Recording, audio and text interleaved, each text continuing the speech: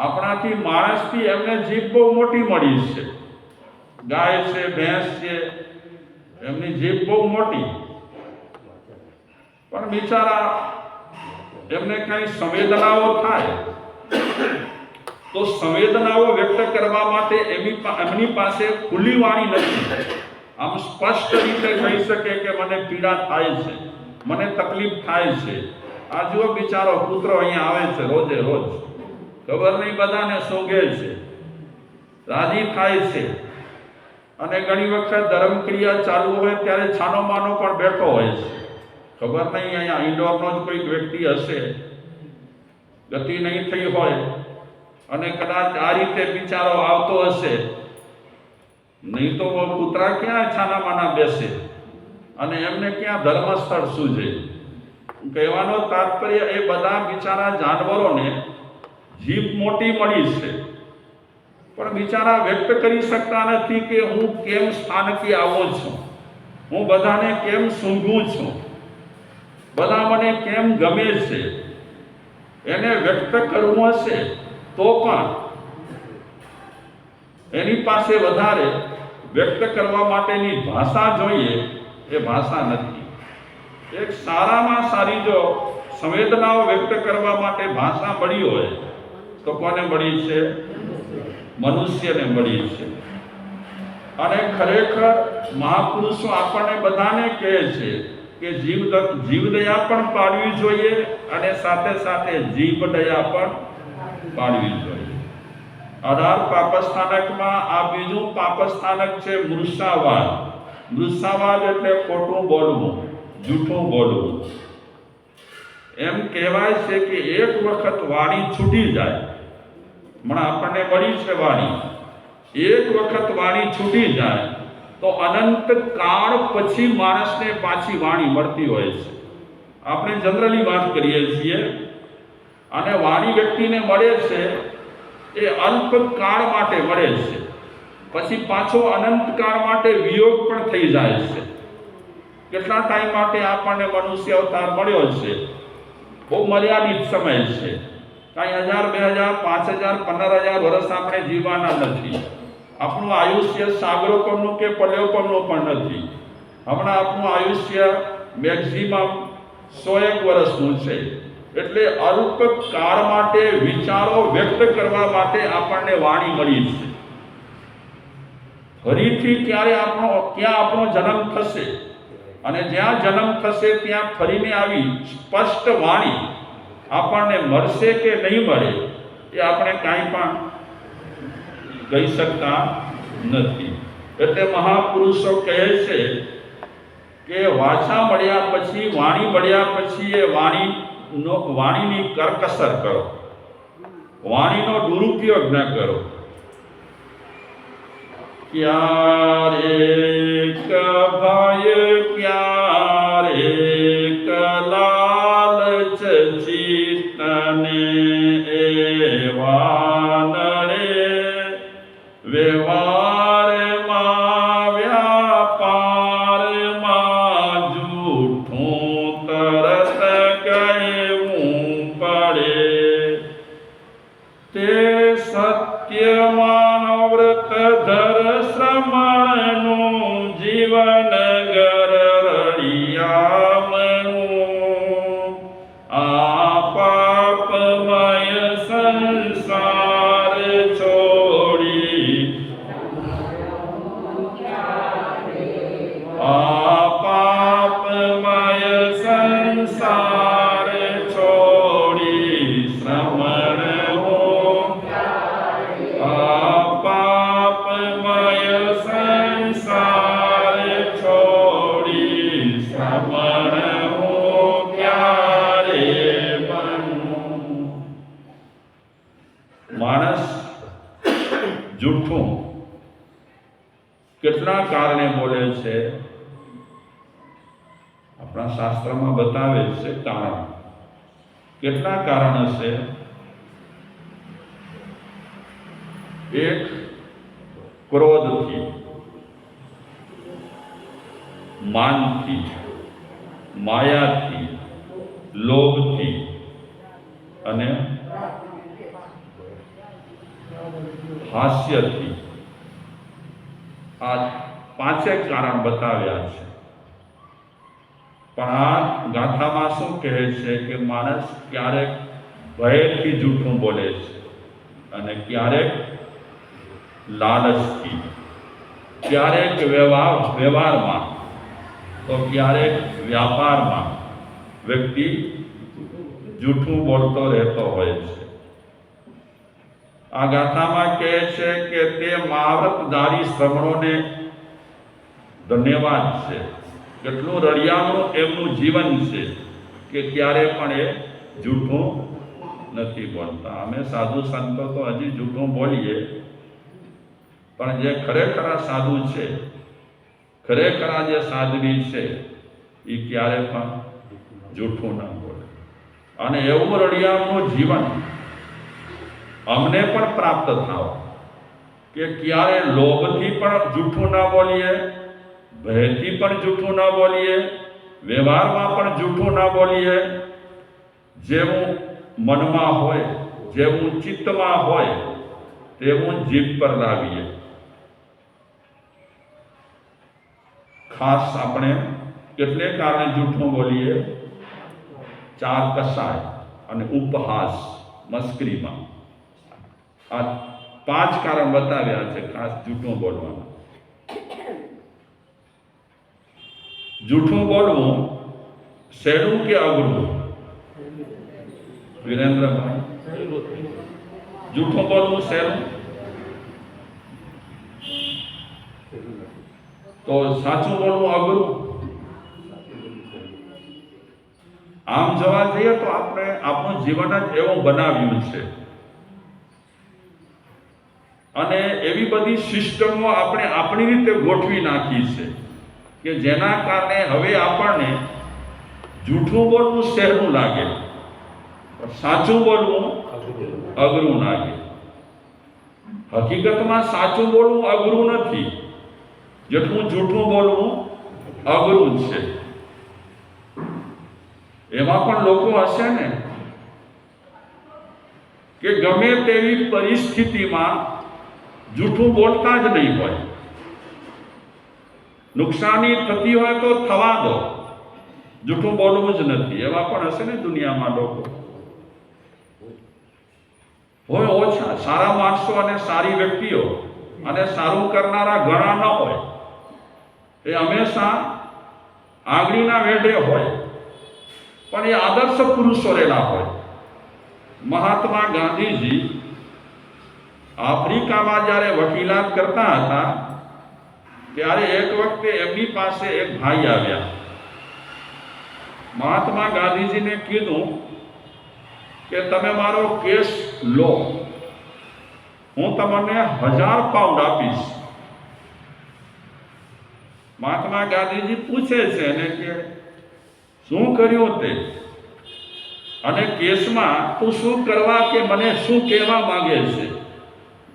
એ ભાઈએ કીધું મારી જીત થાય તેમ કરો તમે. મેં ખૂન કર્યું છે પણ નિર્દોષ છૂટી જાઓ એવી રીતે તમે મારો કેસ લડો. હમણાં 1000 પાઉન્ડ આપું છું અને કેસ તમે જીતાવી દેશો તો મોં માગ્યા તમને પૈસા આપીશ. અને પૈસા ચીજ એવી છે ને બધા પલળી જાય. પરણે નાના બચ્ચાને પૈસા ગમતા હોય તો નરેન્દ્રભાઈને પૈસા ના ગમે? હા, દરેકને પૈસા બહુ ગમે. અને આમ ખેલ તો પૈસાનો જ છે. બહુ ખેલ પૈસાનો ચાલે છે દુનિયામાં. પૈસા માટે માણસ ખોટું સાચું કરતો જ રહેતો હોય છે. માણસને ખબર પણ છે કે બહુ વર્ષ જીવવું નથી. આ ખોટું શા માટે હું કરું છે, તે છતાં પણ માણસને આદત પડી ગઈ હોય, નીકળે નહીં. માણસને ખબર પણ હોય કે નુકસાની બહુ થશે. જ્યારે કોર્ટમાં હું હાજર થઈશ અને પૂછાણા લેશે ત્યારે જવાબ આપવો અઘરો થઈ જશે. આ બધું માણસ જાણતો હોવા છતાં પણ સાચનો બહુ આશરો લેતો નથી અને જૂઠનો આશરો વધારે લેતો હોય છે. મહાત્મા ગાંધીજી પાસે આ કેસ આવ્યો છે, ખૂન કર્યું છે, નિર્દોષ છૂટવું છે પૈસા આપીને. અને આજના જમાનામાં પૈસા આપીને માણસ શું નથી કરાવી શકતો બોલો? હા, દરેક ક્ષેત્રમાં આપણે જોવા જઈએ, ખોટું સાચું તો કેટલું એ ચાલે છે, મારાથી વધારે તમે અનુભવી છો. કોઈ એક એવો ક્ષેત્ર કોરો નથી કે જ્યાં ખોટું સાચું તો નથી જ ચાલતું, ખોટું જ ચાલે છે. આ ગવર્મેન્ટના જે કેન્દ્રો રહેલા હોય ત્યાં પણ જે ચાલતું હોય છે સૌ કોઈ લોકો જાણે છે. અને આ બધું કરનારા કોઈ જાનવર નથી. કોણ છે? માણસ જ છે. અને તે પણ અભણ માણસો નથી, અંગૂઠા છાપ માણસો નથી, પણ કેવા માણસો છે? ઘણા વિચારકો એમ કહે છે અભણ માણસો એટલી ચોરી નથી કરતા, અભણ માણસો એટલું ખોટું સાચું નથી કરતા જેટલું ભણેલા કરે છે. વિમાન જેવા વિમાનને હાઈજેક કરી નાખે, શાયદ એ અભણ નહીં કરતા હોય. કોણ કરતા હશે? એટલે કહી શકાય આમ તો ભણતર સારી છે, સત્ય સમજવા માટે ભણતર અતિ જરૂરી છે. પણ આજના વાતાવરણમાં આપણે જોઈ રહ્યા છીએ કે અભ્યાસ થયા પછી માણસ સત્યને પડખે રાખી દે છે, અસત્યને વધારે એ પોષતો હોય છે. મહાત્મા ગાંધીજી પેલા ભાઈને કહે છે કે ખૂન તે કર્યું છે, કેસ તારે જીતવો છે, નિર્દોષ તારે જાહેર થવું છે, અને તું મને ઘૂસ આપી કરી, પૈસા આપી કરી અને કેસને પાંગડો બનાવવા માંગે છે. સાંભળ, મેં વકીલાત પૈસા માટે નથી કરી, મેં વકીલાત સત્ય માટે કરી છે. અને સત્યને ટૂંપો આપી કરી હું તારી પાસેથી પૈસા લઉં એ મને બિલકુલ પોસાશે નહીં. હું કેસ તારો નહીં લઉં. પેલો ભાઈ કે તમે આટલો ફાયદો ગુમાવી રહ્યા છો, કેટલા પૈસા મળી જશે? મહાત્મા ગાંધીજી કહે પૈસા એ પૈસા છે અને સત્ય એ સત્ય છે. બેમાં તાકાત કોની છે? પૈસાની કે સત્યની?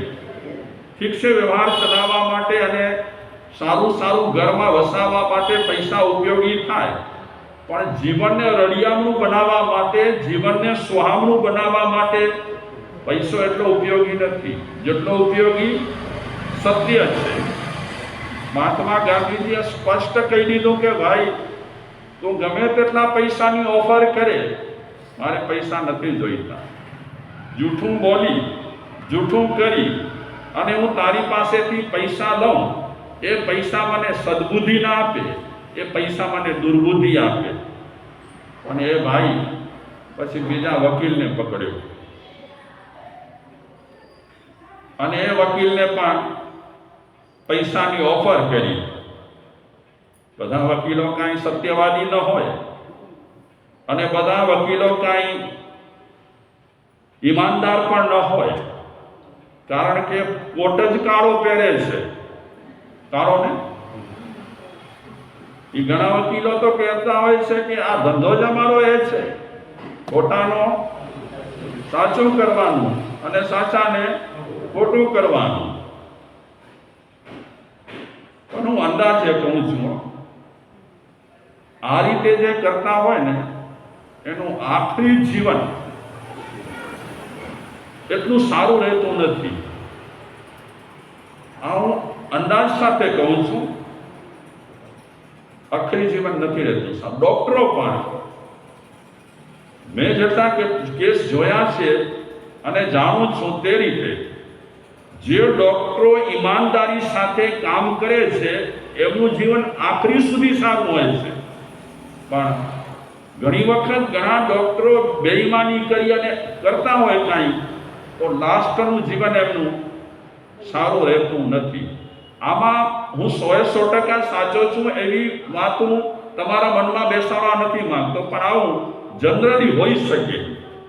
મહાત્મા ગાંધીજી કેસ નથી લીધો, બીજા વકીલે લઈ લીધો, લડ્યા, ખોટો હતો એને સાચો જાહેર કરવો હતો, અને હકીકતમાં પૈસા આપ્યા પછી નિર્દોષ જાહેર થયો.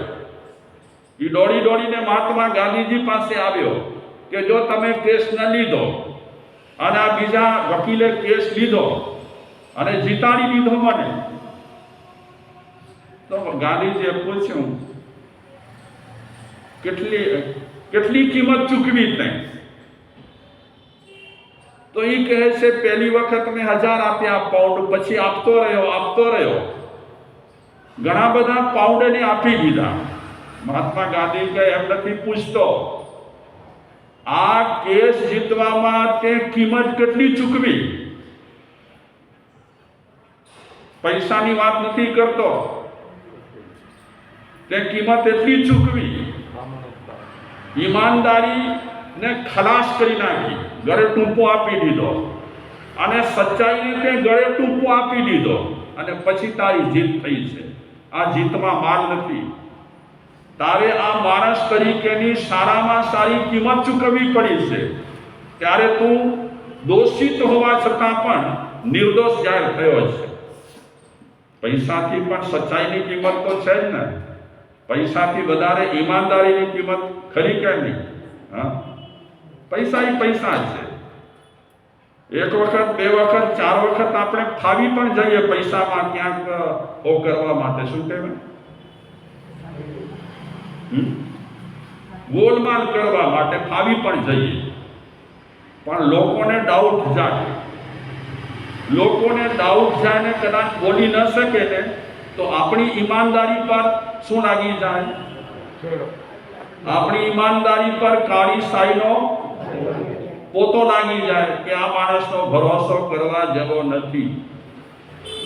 હકીકતમાં પૈસાથી પણ આપણી પેસ્ટી વધારે કિંમતી છે કે નહીં? તો આપણે ભોજન લઈએ છીએ ને, વિરેન્દ્ર જમો છો ને? હું જમું છું. કેવું જમીએ આપણે? એટલું તો આપણા મનમાં હોય ને કે આ ખાઈશ તો મારા શરીર માટે અનુકૂળ નથી, આ લઈશ તો મારા શરીર માટે અનુકૂળ નથી. પથ્ય અપથ્યનું આપણે થોડું ઘણું પણ વિચારીએ કે નહીં વિચારીએ? હા, આમ ખોબા ભરીને આપણે આંબલી થોડી ખાઈએ? આંબલી ખાટી ખાઈએ? શા માટે ન ખાઈએ? કે વધારે ખાશું તો શરીર માટે સારી. એટલે પથ્ય અપથ્યનું વિચાર્યા પછી માણસ ખાતો હોય છે કે મારું શરીર ન બગડે, તંદુરસ્તી જળવાઈ રહે. આ વાતો લક્ષ્યમાં રાખી કરી અને માણસ અપથ્ય ભોજન નથી લેતો.